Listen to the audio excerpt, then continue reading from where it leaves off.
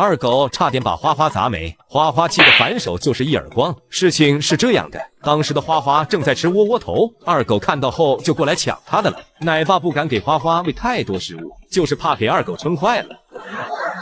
二狗吃饱后爬树去了，不会爬树的花花就趴在石墩上睡觉。就在这时呀，意外来了，二狗突然从树上掉下来，正好砸中花花，这一下差点把花花砸没。花花气的呀，就给了二狗一耳光。荷叶也从花花背后掉了下来，花花也太倒霉了，睡个觉都差点被天降熊猫给带走。了解真相的谭爷爷赶紧过来哄花花，给花花准备了他最喜欢的窝窝头。花花由于刚刚受到了惊吓，拿了半天也没放进嘴里，不过最终还是吃到了。